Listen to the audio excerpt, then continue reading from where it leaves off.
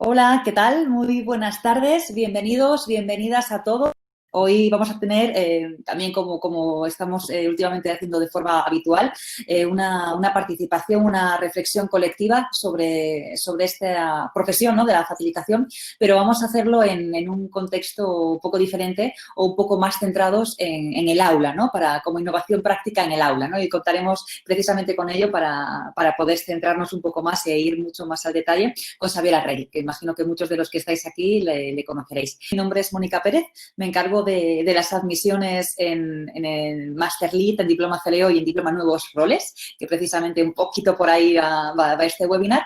Y bueno, en realidad, como si nos habéis estado siguiendo en estas últimas semanas, al fin y al cabo, imagino que nos habréis visto y conoceréis un poco cómo estamos trabajando. Muchos sois profesores, es fantástico, porque precisamente comentaba hace un rato con Xavier que íbamos a poner mucho el foco allí, ¿no?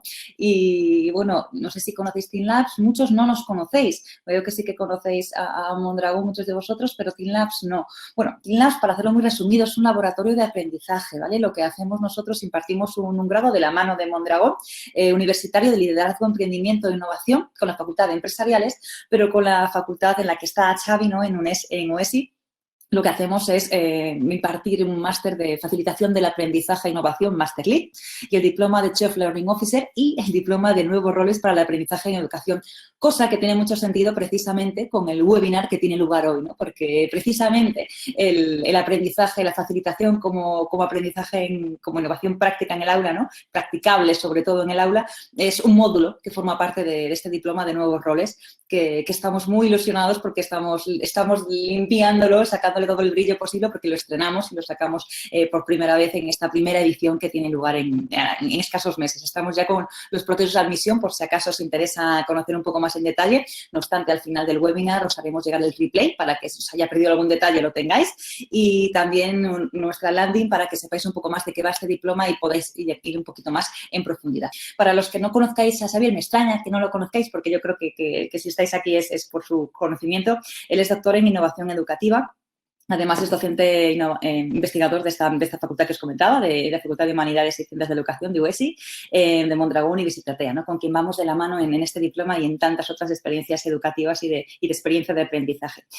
Como sabréis, su labor docente se ha centrado en la caracterización de los modelos pedagógicos y de los procesos de enseñanza y de aprendizaje, con lo cual, ¿quién mejor que él para podernos contar todo sobre estos cambios y sobre estas necesidades, ¿no?, de cómo podemos introducir esa innovación que parece que entra en muchos aspectos de la sociedad, pero que parece que en la escuela se ha quedado un poco de lado todavía. Entonces, bueno, sin más, no me quiero detener más, simplemente daros las gracias por contar un día más con nosotros, por acompañarnos durante esta horita que tendremos hasta las 7.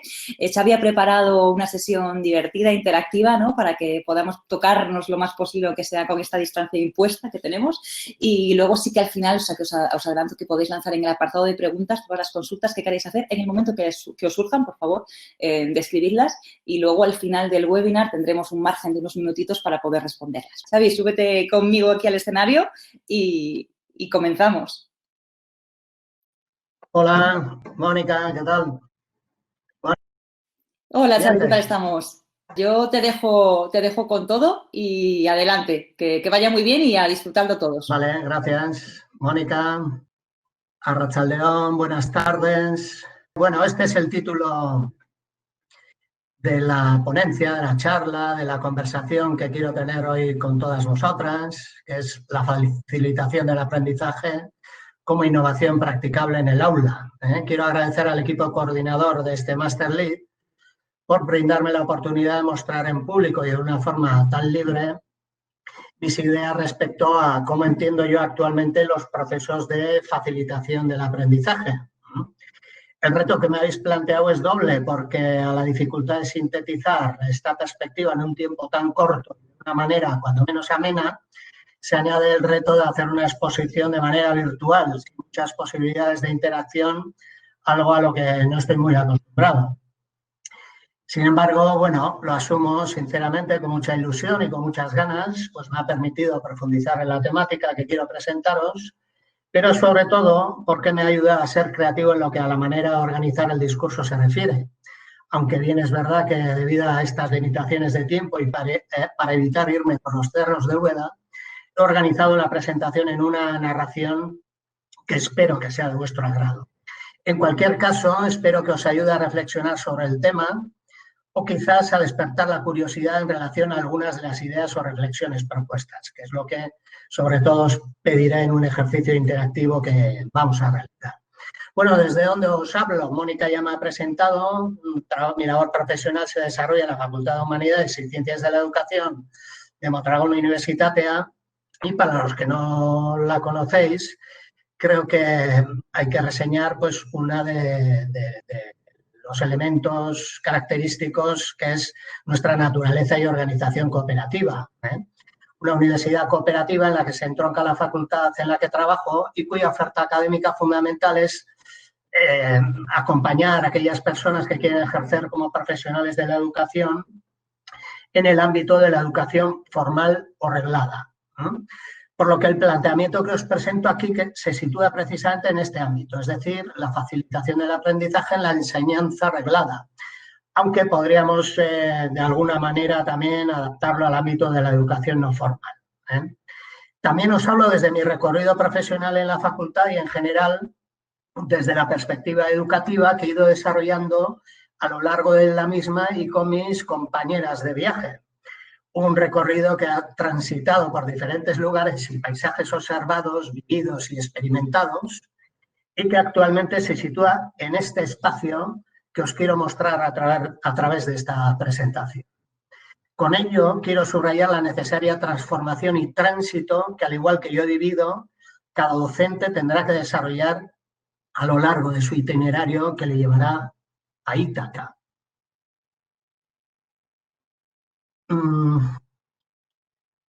¿Qué quiero mostraros? La presentación se sitúa ahí, en ese lugar y en ese paisaje al que he llegado en ese viaje a Ítaca. Un viaje que sigue su transcurso. Un viaje que es un tránsito hacia la comprensión de la educación en general y de los procesos de aprendizaje en particular. Un tránsito en el que he tratado de superar muchos obstáculos que se han presentado en el camino, obstáculos personales y profesionales. Un tránsito que no lo estoy realizando solo, sino en comunidad y con ese espíritu cooperativo al que aludía antes. Un viaje que sigue su curso. En ese contexto os presento un pequeño recorrido que forma parte de ese viaje, para tratar de comprender lo que ahora creo que son los procesos de facilitación del aprendizaje. Y quiero que me acompañéis en este recorrido en el que me gustaría tratar de responder a dos grandes cuestiones. La primera ya la tenéis en la pantalla, que sería en qué marco pedagógico podemos situar y qué significado conferir al nuevo rol de facilitador de los procesos de vida de aprender en la educación formal o reglada. Esa sería la primera parte de mi exposición y trataré de responder a esta primera cuestión utilizando las voces que me han ayudado en este tránsito que he comentado. Pretendo justificar de alguna manera que la facilitación de los procesos de aprendizaje es casi la única manera de favorecer el mismo. Una segunda cuestión es el cómo podemos facilitar esos procesos en el día a día del aula. La respuesta a esta segunda cuestión es un intento de identificar algunas claves que puedan orientar la práctica educativa atendiendo a los principios pedagógicos señalados en la cuestión anterior. Estas claves devienen de la propia experiencia educativa que he podido llegar a conocer a través de los distintos trabajos de formación, de asesoría e investigación desarrolladas con mis compañeras. Creo que la facilitación del aprendizaje es una realidad en bastantes experiencias escolares, aunque no sea una práctica muy extendida. Los maestros y maestras están en general en un tránsito hacia nuevas formas de ver, de hacer, de sentir el hecho educativo. Pero en ese intento de transformación de las prácticas escolares se encuentran con un sinfín de obstáculos de una gran envergadura, aunque quizás tampoco se utilicen todos los recursos y las herramientas para tratar de superarlos. En cualquier caso, en esta presentación no me análisis de dichos obstáculos, sino que voy a intentar mostrar algunos recursos para tratar de superarlos. Quiero comenzar el recorrido propuesto haciéndoos en este pequeño recorrido la facilitación en los procesos de aprendizaje y tratando de ser coherente con ello, os propongo hacer el viaje conjuntamente, esperando que cuando menos pueda facilitar vuestra reflexión en torno a la temática. Me gustaría que tras mi exposición, más que una batería de preguntas, surgieran de este viaje vuestras reflexiones en torno a lo hablado. Para ello os propongo un ejercicio de creatividad muy sencillo que lo retomaremos a lo largo de la exposición, tratando de conformar entre todos una perspectiva global de lo que entendemos por facilitación de aprendizaje y algunas pautas válidas para su implementación. Así que para empezar, os pido que dibujéis bien mentalmente o en una hoja y sin pensarlo mucho, una analogía que os sirva para representar el aprendizaje. Es una planta, es un paisaje que va cambiando, es una locomotora. ¿Qué es? ¿Qué puede representar el aprendizaje desde vuestra perspectiva educativa?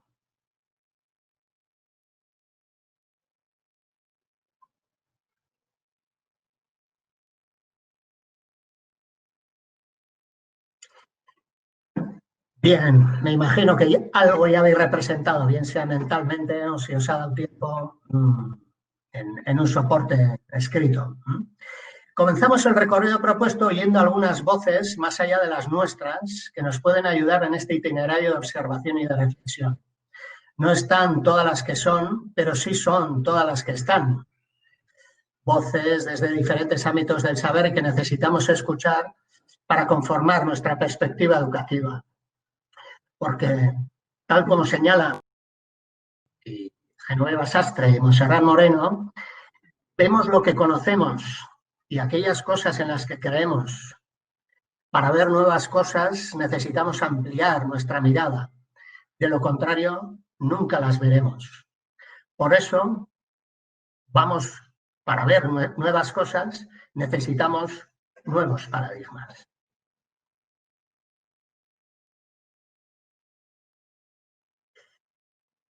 Bien, comenzamos el recorrido observando el paisaje en su totalidad y buscando en él las características que lo configuran para a continuación adentrarnos en el mismo y poder descubrir aspectos más concretos.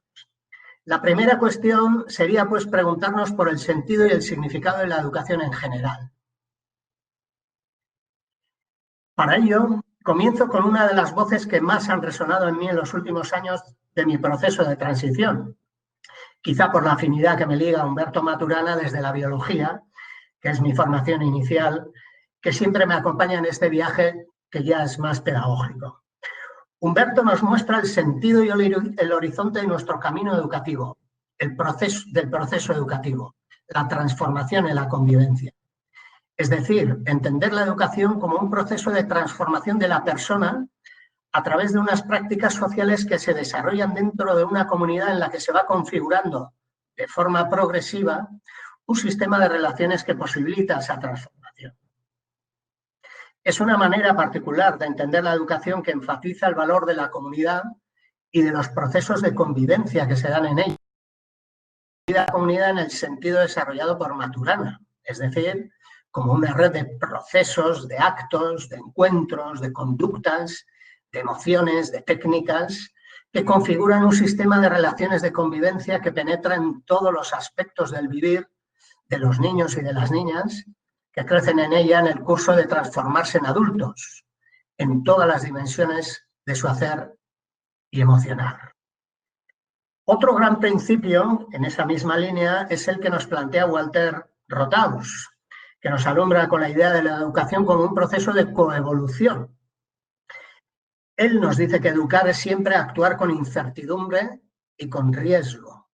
La educación es una actividad experimental y, por lo tanto, nunca debe de entenderse como una forma de acción humana de eficacia controlable. El educador es el compañero de un proceso evolutivo del que participan el educador y el niño por igual y cuyo resultado es incierto. La educación deviene entonces una acción entre participantes con iguales derechos. Nos dice Gordon Wells que los educadores no guían el proceso de aprendizaje, lo hacen posible o lo facilitan. El educador solo puede cambiar el entorno del niño, provocando así un estímulo o una perturbación de su procesamiento interno, que quizá genere un cambio en la dirección que él desea. Un trabajo educativo adecuado exige reemplazar la idea de la influencia causal de un niño por la idea de un incentivo de la autosocialización. Las medidas educativas directas son sumamente inciertas, entre otras cosas, porque generan resistencia y provocan estrategias de evasión. Solo el niño puede modificar su conducta, si es que su margen de conducta se lo permite. El educador solo puede cambiar el entorno del niño, provocando así un estímulo, una perturbación de su procesamiento interno, que quizá genere un cambio en la dirección que él desea.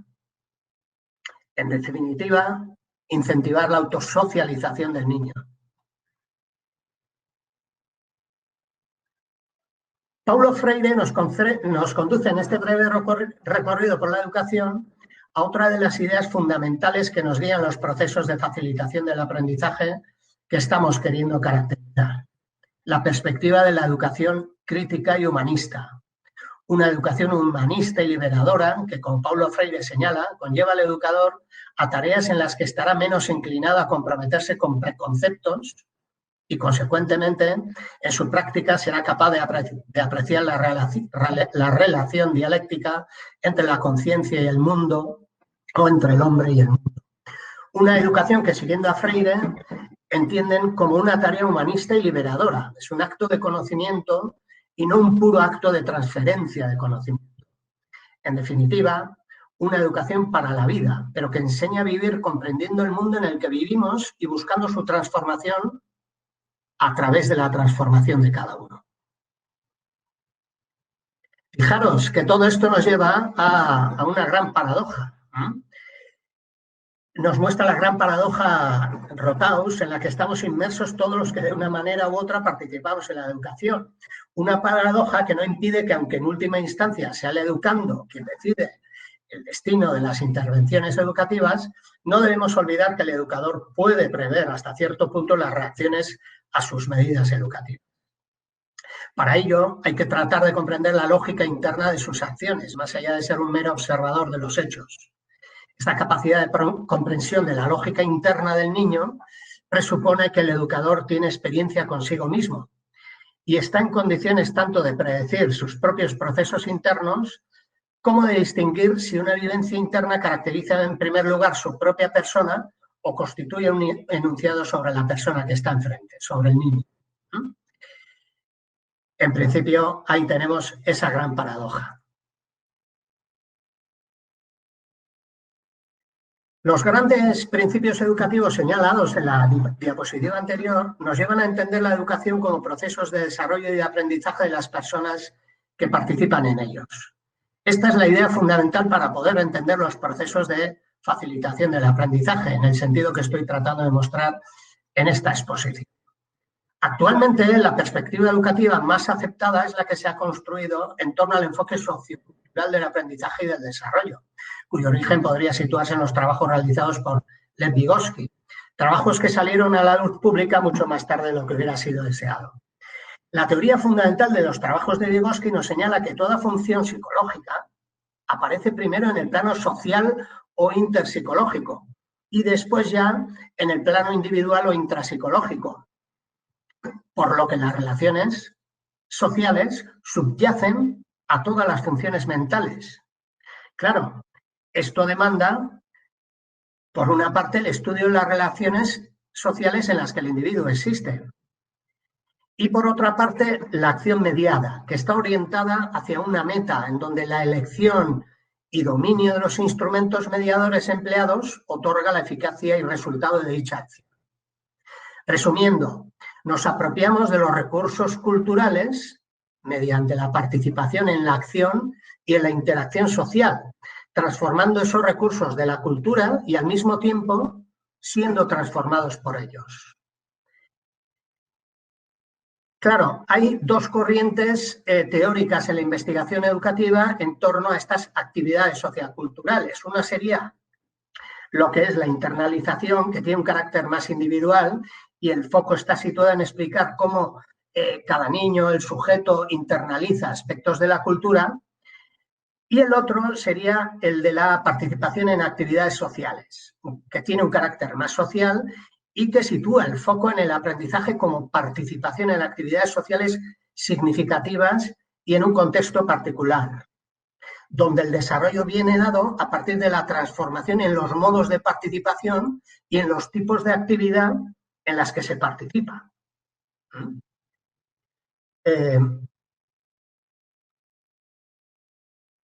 Claro, esto nos lleva, todo lo desarrollado hasta aquí nos lleva al principal argumento de esta perspectiva educativa de los procesos de aprendizaje que estoy desarrollando, la idea del aprendizaje como proceso de participación guiada.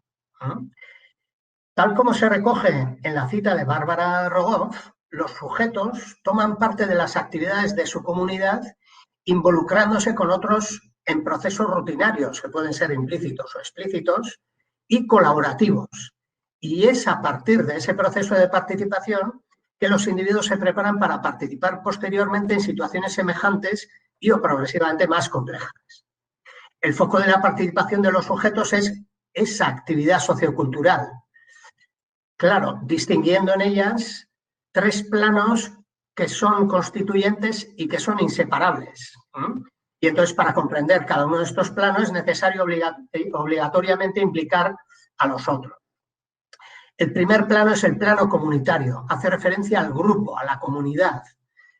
Sabemos que el pensamiento y la acción son estructurados por los compromisos sociales en los que los niños, los sujetos del aprendizaje, se van involucrando, ¿no? Hay otro segundo plano que es el plano interpersonal, y ahí estarían los patrones de interacción, que son las estructuras de participación que coordinan las actuaciones de individuos e instrumentos en el marco de actividades conjuntas. Y el tercero sería el plano individual. Bárbara Rogoff nos propone el término de apropiación participativa, que significa llegar a conocer. El llegar a conocer implica una capacidad de interpretar el contexto y las complejidades que se deben enfrentar dentro de él. Los sujetos interpretan poco a poco esas claves y posibilidades situadas en el contexto en el que se encuentran y responden a estas interpretaciones mientras participan en las prácticas. Por lo tanto, estas actividades socioculturales y en tres planos, ¿no? El plano comunitario, el plano interpersonal y el plano individual. Claro, esto nos lleva a otra gran cuestión, Y aquí Carl Rogers, otra de las voces que me han guiado a lo largo de este tránsito en el que todavía me encuentro, nos ofrece algunas de las claves para la caracterización del rol de facilitador. Unas cualidades del facilitador que habría que buscarlas en el gran interrogante que él mismo plantea. ¿Cómo puedo estimular la libertad para aprender de mis estudiantes?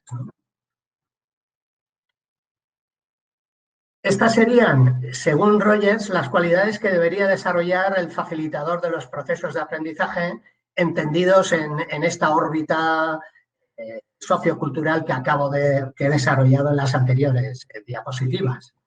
El primero sería, la primera cualidad es la autenticidad en el facilitador del aprendizaje, ser uno mismo, sin negarse tal como es.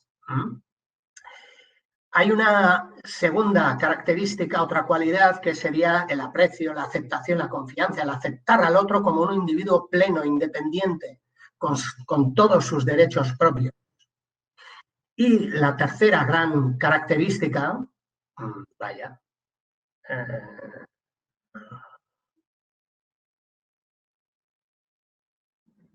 se me ha ido.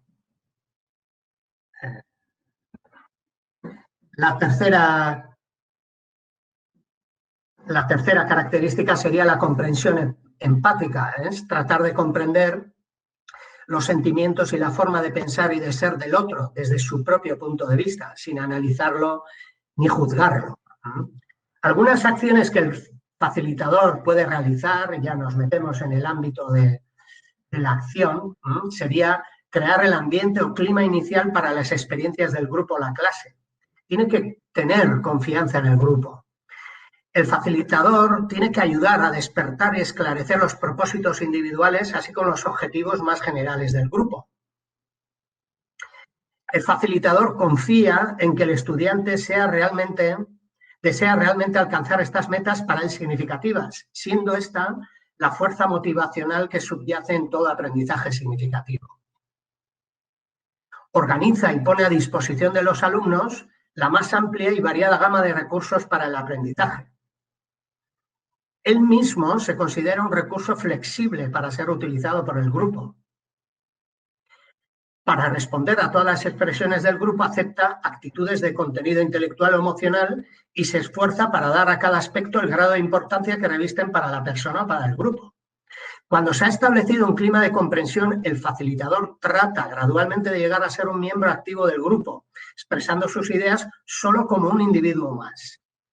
Toma la iniciativa de compenetrarse con el grupo, con sus vivencias y con su intelecto, sin tratar de imponerlos, sino presentándolos como un aporte más para compartir con los estudiantes, quienes pueden aceptarlos o rechazarlos. Durante las clases prestará especial atención a las expresiones indicadoras de sentimientos fuertes y o profundos. En su función de facilitador del aprendizaje, el líder debe reconocer y aceptar también sus propias limitaciones. Bueno, una vez finalizada esta primera parte, digamos, que ha recogido de alguna manera los principios básicos de la perspectiva educativa que estoy queriendo desarrollar, os invito a que retoméis esa representación y os planteéis cómo adaptaríais o qué otros elementos nuevos añadiríais a vuestra representación inicial de lo que significa el aprendizaje. ¿Ha cambiado en algo lo planteado? ¿Creéis que podríais añadir algo más? ¿Ese paisaje tendría algunos otros elementos? ¿Esa planta estaría acompañada de algo más? Vamos a tomarnos un descansito.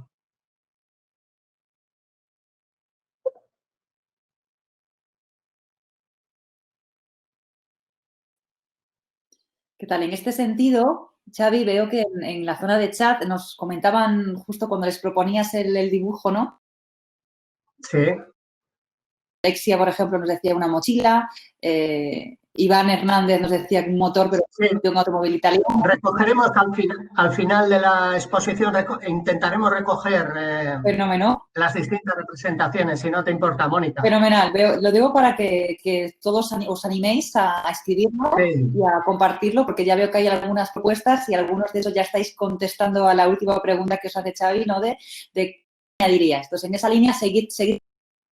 Al final ya veremos por dónde nos quiere llevar, pero seguid participando y os animo a que escribáis, por favor. Ya he dicho al principio que, bueno, aquí hay un trabajo interactivo limitado. Claro, la idea sería, como ahora vamos a ver, en algunas de las formas de acción, el que esas voces vuestras sean traídas a la comunidad y nos sirvan como textos, como ideas sobre las que poder seguir construyendo la perspectiva.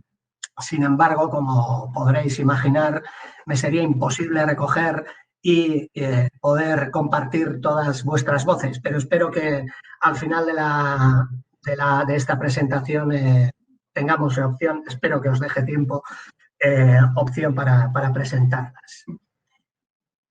Bien, sigo. Hemos llegado a ver los principios básicos que de alguna manera pueden conformar el marco pedagógico en el que nos encontramos, así como algunas características que, a mi modo de ver, debería de tener el facilitador en estos procesos que estamos caracterizando de esta manera. A partir de aquí voy a acercarme más a acciones pedagógicas que podríamos realizar Y por eso, si la imagen de antes era una visión que todavía no estaba muy clara, bueno, aquí con esta representación vamos vislumbrando algo más, ¿no? Claro, yo aquí tengo que reconocer que todos estamos en procesos de transformación, en procesos de transición hacia modelos más acordes con los supuestos teóricos que acabamos de ver. También las escuelas, y eso hay que reconocerlo.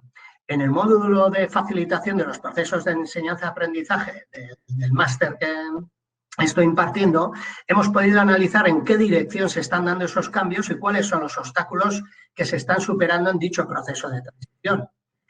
Esos cambios nos están permitiendo indagar sobre algunos aspectos que hasta ahora eran meras hipótesis, pero que ahora, con la implementación de diferentes propuestas educativas, nos permite analizarlas y en un proceso de investigación-acción transformarlas intencionadamente. Eso es lo que estamos haciendo nosotros desde la universidad, identificar y estudiar algunas prácticas educativas que puedan situarse en este marco pedagógico que acabamos de vislumbrar, para, de una manera colaborativa, crear y desarrollar nuevos marcos de actuación. Las pautas de acción que presento a continuación se nutren precisamente de dichos trabajos y tratan de configurar y caracterizar a través de unas pautas que pueden ser claves para conformar ese nuevo rol de facilitador de los procesos de enseñanza-aprendizaje, un nuevo mundo que es necesario construir entre todos. Porque tal como nos señala Humberto Maturana y Francisco Varela, el mundo que todos vemos no es el mundo, sino un mundo alumbrado por todos nosotros. Tal como os he pedido a vosotras, trataré de buscar algunas analogías que de alguna manera puedan ayudarnos a visualizar dichas pautas de acción. Dado que por la limitación temporal y otras limitaciones de índole más bien política me impide mostraros evidencias visuales significativas que hemos observado, recogido y analizado en ciertos centros educativos en relación a dichas pautas de facilitación. La primera analogía que utilizo en la presentación de estas claves pedagógicas es la huerta. Una huerta cultivada desde la permacultura, porque al igual que en la huerta cultivada de esta manera, los procesos de crecimiento que en ella se dan necesitan de cuidado, de tacto, de mimo y de saberes. Los procesos de aprendizaje y el modelo pedagógico de la misma manera se nutren de dos mundos que están interconectados en un proceso continuo de retroalimentación. Un proceso que se desarrolla a través de la indagación y del sistema de relaciones impulsado. Ahí tenéis esos dos mundos interconectados. Por una parte, el mundo de los sujetos del aprendizaje y por otra parte, el mundo de los docentes. En ambos casos, estaríamos hablando de comunidades de indagación en el sentido que nos plantea Gordon Wells. La palabra indagación no se refiere a un método, sino que indica una postura ante las experiencias y las ideas, una predisposición a interesarse por las cosas, a plantear preguntas y a intentar comprender, colaborando con los demás en el intento de encontrar las respuestas. Al mismo tiempo, el objetivo de la indagación no es el conocimiento porque sí, sino la predisposición y la capacidad de emplear las comprensiones así obtenidas para actuar de una manera responsable con fundamento en las situaciones que se puedan plantear tanto ahora como en el futuro. La actitud de indagación la podemos ligar con las creencias que debilitan el aprendizaje, que según Guy Claston, que él afirma que aprender en la forma que él entiende es lo que hacemos cuando no sabemos qué hacer. En este sentido, el facilitador debe rechazar las 4 creencias que debilitan el aprendizaje. Tengo que ser competente, tengo que ser coherente, tengo que controlar la situación, tengo que sentirme cómodo. Grandes creencias y grandes obstáculos que nos impiden ir más allá del tránsito. Voy con una segunda clave, que es la de favorecer e incentivar la vida de aprender en las aulas. Esta segunda clave la sitúa en la vida de aprender del aula y tiene que ver con el incentivo por parte del facilitador de la diversidad de puntos de vista, opiniones y formas de vida que se dan en esos procesos de transformación personal y colectiva que emergen en la convivencia del aula. De ahí que utilizo la analogía de la regata de veleros. Aunque a primera vista pueden parecer todos iguales, cada uno de ellos tiene unas características que lo hacen particular. En la regata, cada cual a su manera y a su ritmo, tratan de realizar el reto que se han propuesto, viviendo una experiencia de emoción y de saber, porque es una experiencia que tiene que ser regulada a cada instante, en función de los distintos elementos y factores que surgen a lo largo de esa travesía. Así, podemos entender la vida de aprender del aula, una experiencia de vida orientada a la comprensión a través de esa emocionalidad, de la sorpresa, de los saberes haceres, la conciencia de lo realizado, de lo aprendido, de lo vivido. Es una vida que transcurre en situaciones reales y a través de procesos sociales de elaboración, de descubrimiento, de invención, de comunicación. Se trata de promover y de asegurar una escuela que abra sus ventanas al mundo, más que una escuela que cree su propio mundo. Una escuela que desarrolla un mundo que de alguna manera quiere reflejar el mundo en el que quiere vivir. Por ello, el papel fundamental del facilitador en este sentido es el de promover contextos o marcos de aprendizaje y de convivencia para que, partiendo de los deseos, de los propósitos de los participantes, surjan nuevas vivencias, nuevos deseos que nos conduzcan a nuevas comprensiones y a nuevos conocimientos. Aquí valdría la máxima de von Foerster, que dice que actúa siempre de tal modo que aumente el número de posibilidades.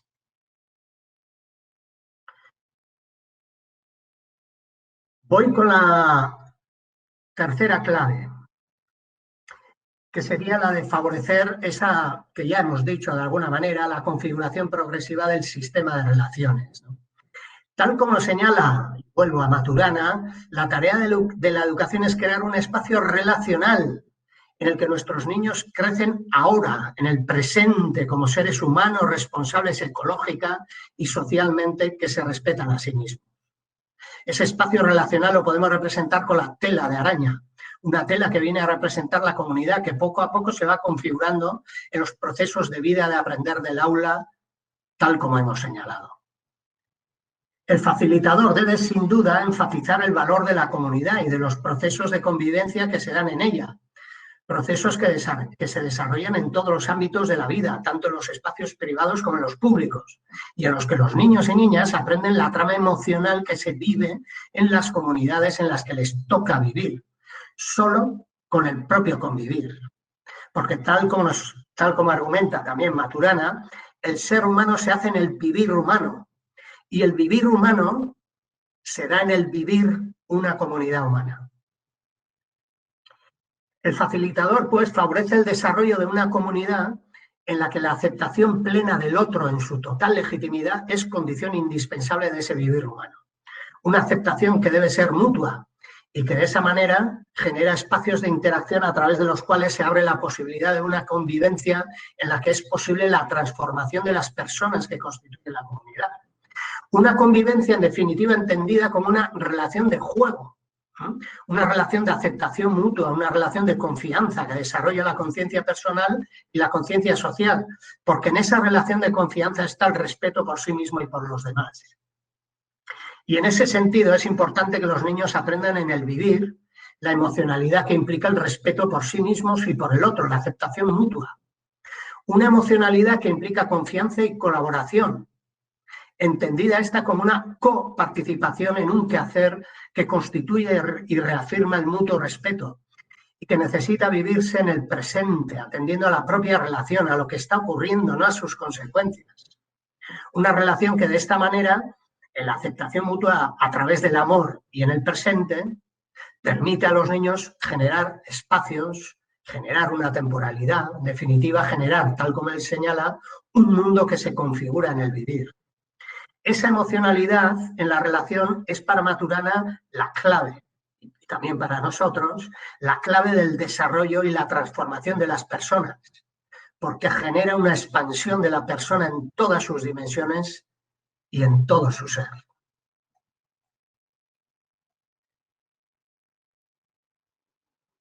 La cuarta clave nos acerca ya a otro ámbito que es fundamental.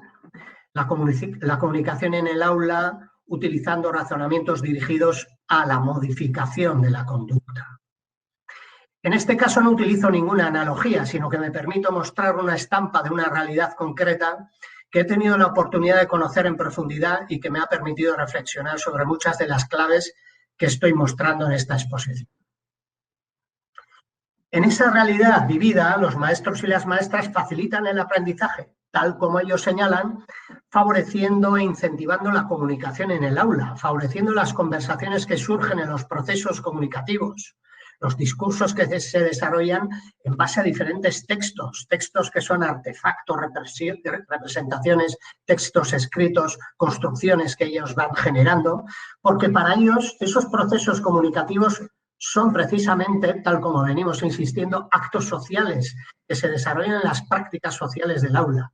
Son fenómenos prácticos, sociales y culturales, más allá de la estructura y de las dimensiones lingüísticas que tienen. Ellos, como facilitadores del aprendizaje, desarrollan el potencial autoconstructivo del aula a través de la autoobservación. Una forma de gestionar la comunicación en el aula, entendida esta como la manera en que se comunica una persona con su propia acción, siempre desde el marco que posee su interpretación de la actividad que están desarrollando de manera colectiva. Asimismo, esta autoobservación es la que permite al grupo social que constituye el aula redefinir consciente y constantemente su identidad a través de la revisión de sus acciones y además intensifica la mirada consciente del grupo sobre quiénes son, sobre cuáles son sus objetivos, cuáles son sus reglas de interacción, sus creencias, en definitiva, su ideología y su cultura. Y una autoobservación que, al ser pública y compartida, posibilita una profundización de la conciencia de sí mismo como grupo, como un colectivo que tiene su propia identidad.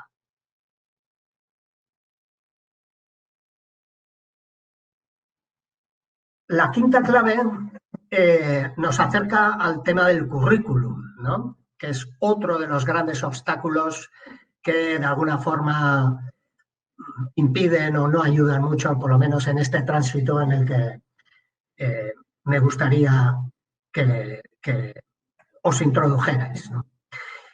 Recojo en este caso otra estampa de la misma experiencia educativa en la que me he referido en la diapositiva anterior. Es una imagen que nos muestra el resultado de uno de los retos complejos que estas criaturas se han propuesto y que han desarrollado en contextos de vida, de aprender del aula, a través de ese proceso de participación guiado que estamos tratando de caracterizar en esta perspectiva. Ver realizada su intención de representar en tamaño real su animal preferido. Facilitar el aprendizaje, tal como lo realizan los maestros de esta experiencia escolar, supone entender el currículum, es decir, lo que se pretende enseñar de alguna manera, como un producto cultural emergente y vivo, vinculado a la vida de aprender del aula y a su desarrollo cultural. Un producto que se va conformando poco a poco en el aula a través de su interacción con el mundo cultural externo del que participa y sobre el saber y la acción, así como los sentimientos, las emociones y los valores de los actos sociales que participan en esa vida de aula.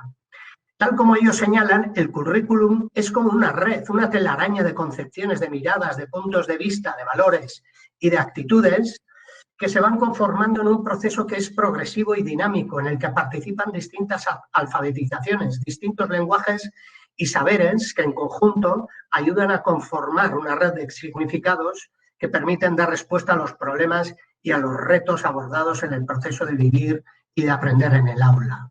Es una red que no está elaborada, una red que se construye en un proceso de descubrimiento y de anticipación, de creación y de construcción progresiva en ese contexto. La facilitación, por lo tanto, significa favorecer esos procesos dinámicos en los que se van seleccionando los elementos e instrumentos culturales que irán conformando el currículo. Pensamientos, lenguajes, símbolos, acciones, criterios.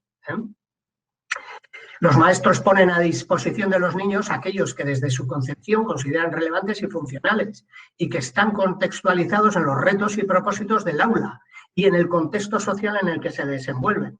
Son elementos culturales que les van a ayudar a los niños a desarrollar su individualidad y su creatividad en relación a la cultura, tratando de que establezcan relaciones afectivas y racionales con y entre esos elementos a través de los procesos sociales del aula.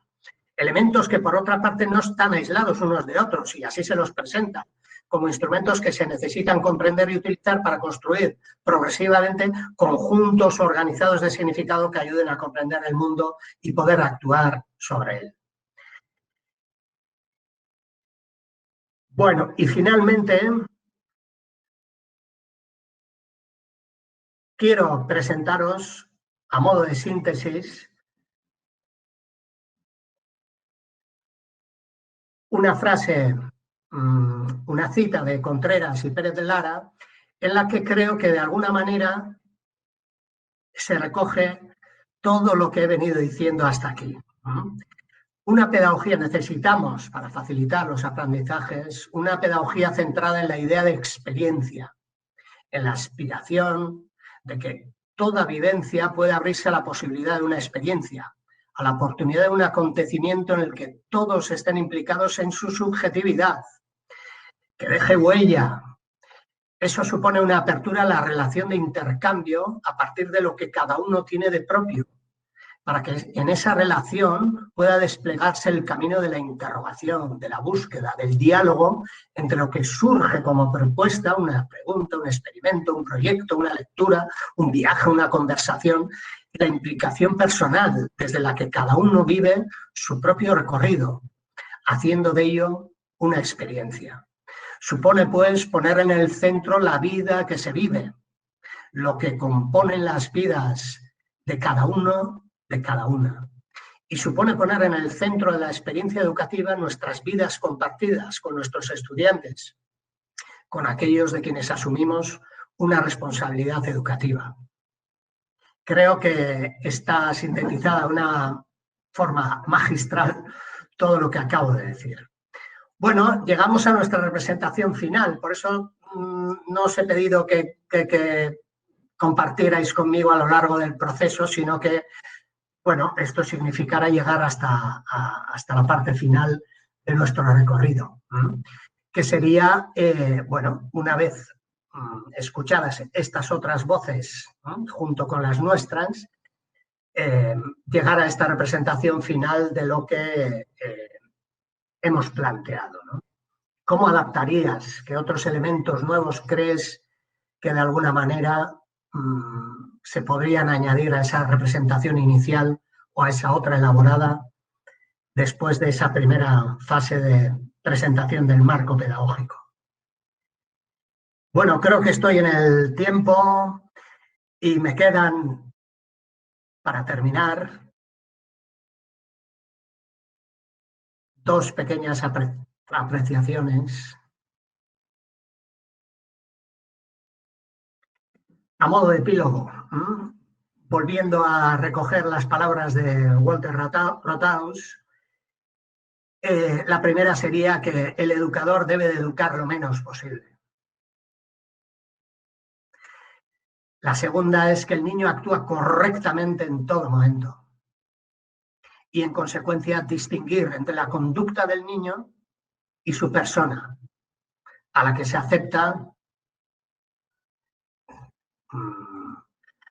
acepta y respeta por principio.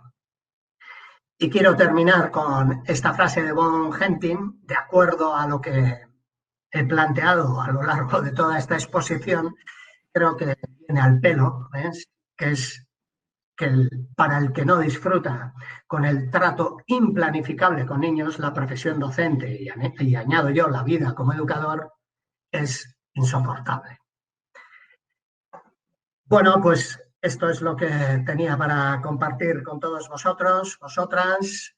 Pues muchísimas gracias. Terminamos casi en punto, así que fenomenal, perfecto. Si queréis, a todos vosotros y vosotras me dirijo para, bueno, recomendaros que si os apetece saber un poquito más sobre esto, nos pedían algún ejemplo práctico, bueno, pues os invito a que conozcáis un poco más sobre nuestro diploma de nuevos roles, también sobre nuestro Master Lead de la facilitación del aprendizaje e innovación y sobre nuestro diploma de Chief Learning Officer para guiar un poquito el aprendizaje más en entornos corporativos. ¿No? Podríamos organizar el próximo webinar webinar ya con ejemplos prácticos de este planteamiento que acabamos de hacer. Yo Perfecto, dispuesto. Me parece muy oportuno. Creo que todos y todas los que estamos hoy aquí lo aprovecharemos a coger el cuaderno, a tomar mucha nota y ya os digo, encantada de estar una vez más con vosotros, con vosotras aquí y os esperamos en próximos webinars. Te cogemos, Xavi, y a lo mejor te seguimos aquí explorando un poquito más para sacar de ti todo este conocimiento que nos puedes dar. Muchísimas gracias y os esperamos en los próximos webinars que tendremos sobre facilitación. Un abrazo y muchísimas gracias. Cuando queráis. Hasta luego, Muchas gracias.